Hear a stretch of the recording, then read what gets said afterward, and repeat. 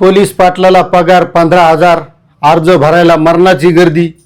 सरपंचाला पगार 5 ते 10,000, सरपंच व्हायला बी मरमर. ग्रामसेवकला 60-70 हजार पगार, तलाठ्याला 60-70 हजार पगार. आणि ही भरती करण्यासाठी कुठेही गर्दीच, कारण प्रत्येकाला वाटायला नोकरीच असा, पण नोकरी इतकी सोपी नाही राहिली. आता जर का गावात हातभट्टीची दारू कोणी दारू विकणारा असेल आणि जर तो गवासला त्याची जर माहिती या सरपंचानं, ग्रामसेवकानं, तलाठ्यानं, पोलीस पाटलानं उत्पादन शुल्क विभागाला दिली नाही तर कार्यक्रम सरपंचाचा होणार, तलाठ्याचा होणार आणि ग्रामसेवकचा होणार आणि सरपंचाचा होणार. आता तुम्हाला वाटत असेल की त्याला काय माहीत होणार आहे, पण तुमच्या गावात काय कमी नाही. सरपंचाला विरोधक आहेतच, विरोधी पार्टी प्रत्येक गावात आहे. ग्रामसेवकनं जर कोणाचं काम केलेलं नसेल, एमआरजीचं काम केलं नाही, कोणाची नालीच केली नाही, कोणाच्या घरकुलचंच केलेलं नाही, त्याचा कार्यक्रम ठोकायला बसलेले. तलाठ्यानं फेर करताना अडीले, बेजार केले, लय पैसे मागितलेत, त्याचा कार्यक्रम ठोकायला तयार आहेत. आता सरपंचाचा विषय नाही, त्याच्याकडे नाल्या आणि हिरीन, एमआरजीएसन हे सगळा कार्यक्रम आहे. त्याच्यामुळे लोक टापलेलेच आहेत. आणि राहायला पोलीस पाटील, तर पोलीस पाटलाला बी 15,000 पगार आहे. ती जर वाचवायची असेल तर हे कुठाने आता गावात जमणार नाहीत.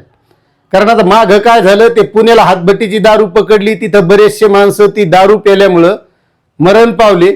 आणि आता उत्पादन शुल्क विभागानं कार्यक्रम सुरू केलाय की जर त्या गावात हातभट्टी दारू असेल, दारू गाळण्याचा कारखाना असेल आणि विना परवाने चालू असेल आणि याला कायद्यानं मनाई आहे, ह्या बनावट दारू करण्याला याला सगळ्याला मनाई, आणि त्याच्यात जिम्मेदार धरल्या जाणारे आता सरपंच, पोलीस पाटील, तलाठी आणि ग्रामसेवक.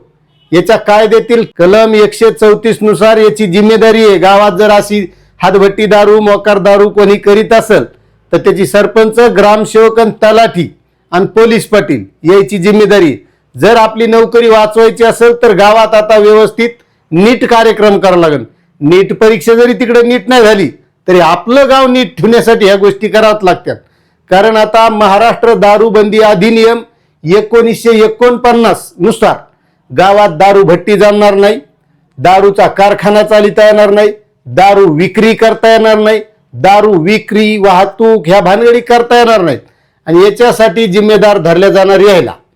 आणि जर चालू असं नसं तर मग अगोदर तुम्हाला सूचना द्यावा लागणार आहे उत्पादन शुल्क विभागाला की असा असा कार्यक्रम आमच्या गावात चालू आहे आणि त्याला धरून द्यावा लागेल. आणि तुम्ही जर माघारीच त्याच्याकडून कार्यक्रम करून घेत असाल तर गावातले लोक तुमच्यावर टपलेलेच आहेत. आणि तुम्ही पाहत असताना बातम्यामध्ये महिला रेडीचे आहेत, कारण लोकांचे संसार उद्ध्वस्त ह्या दारूमुळे व्हालेत. खाला सगळं रेशनचं भेटायले, लाडकी बहीणचा पैसा यालाय, मग पैसा खर्चायचा कुठं, मग सुरू. पण त्या बाया उद्ध्वस्त त्याचे संसार व्हालेत. म्हणून आता या दारूच्या मागं लागणारच आहेत आणि याला जिम्मेदार उद्या तुम्ही राहणार आहेत. त्याच्यामुळे जिम्मेदारी तुमची आहे. आणि सरासरी हे दारूचे कारखाने कुठंतरी वाढ्याला, कुठंतरी माळ रानावर, म्हणजे तिकडं कार्यक्रम चालून आणून गावात इकीत आहेत.